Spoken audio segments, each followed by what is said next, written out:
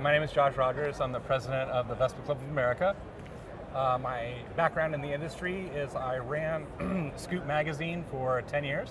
I did it between 2003 and 2013. Okay. Yeah. And your perspective from the scooter market, not the motorcycle market, we're missing a lot of opportunities as a dealer base and as an aftermarket because we don't think scooters are a viable prospect. Yeah, I mean, if you think about the motorcycle industry as a whole and the percentage of people who ride motorcycles, and then you start to pare that down to like what's the percentage of two-wheeled riders that ride scooters, it makes a lot of sense for the industry to spend that marketing money on a larger market, but at the same time, the whole market has been shrinking, right? And the sales aren't there, and so why not be smarter about the way we market and market to everyone? And one of the things that I've done in my 2 years as president of the Vespa Club is really go back to the industry, which I know, and say, hey, like I realize that the money is tight, but here are inexpensive, near free ways to advertise your product to my people, right? The scooter people. And specifically Vespa people, because we're the Vespa Club. But I think that we've always been the redheaded stepchild of the industry.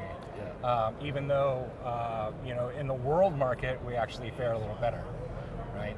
You go to Europe, Asia, they're all scooter-centric markets. There aren't a lot of motorcycles. Scooterists use the same gear that motorcyclists use, from helmets to oil.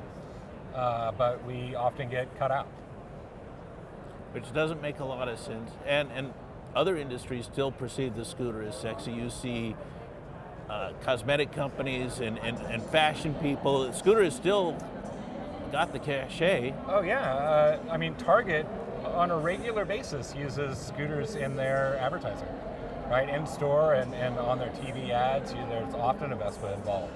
So there is some love affair with that design element. Everybody, I think when you think Vespa, they think Roman holiday. Yeah. Today even. And how old is Roman holiday? It's 60 years old almost. About that. And I got into Vespas because of the design. I saw one in Chicago one summer and I was like, what is that? And before the internet, I figured out what it was, and then that was the impetus for that. You're right. There's a big design element there. The fashion world does it. Piaggio, the kind of wrongly placed hero of scooters, their whole marketing team is in Milan. So. Well, and speaking of that, how do the purists feel about the release of the new EV version of the Vespa? I don't know yet. To be honest with you, I had the fortune of being in the factory this summer.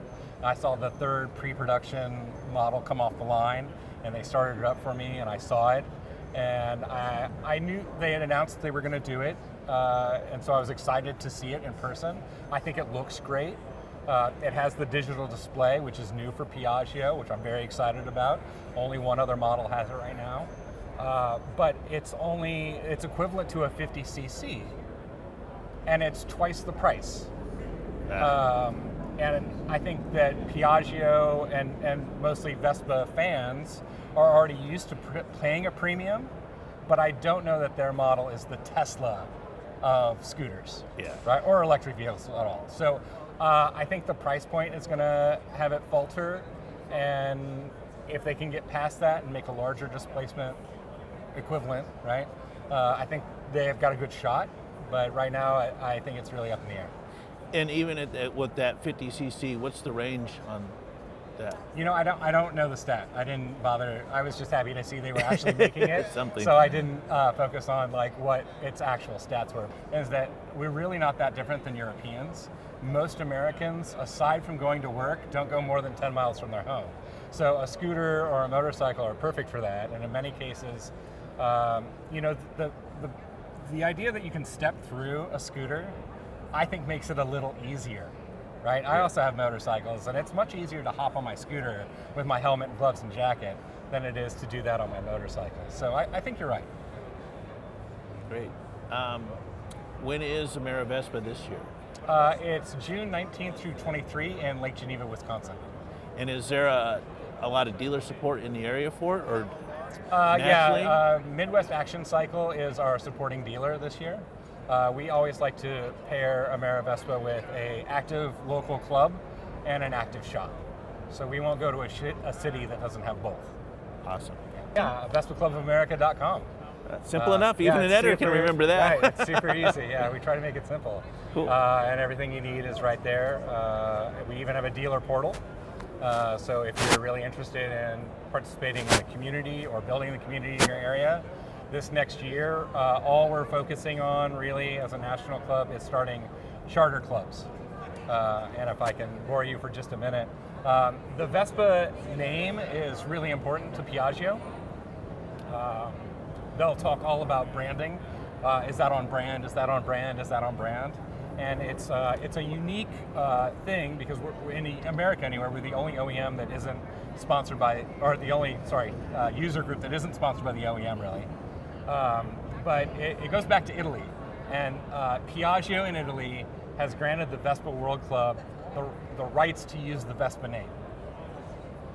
And the Vespa Club of America is part of the World Club, so we get the right to use the name. So if you're in Florida and you just decide one day that you're going to grab your buddies and be the Vespa Club of Miami, you actually can't do that. You actually have to come through us, and by way you get permission to use the Vespa name. So they're very protective of it, so we're just trying to spread it so that we have more clubs so we can do more events throughout the country.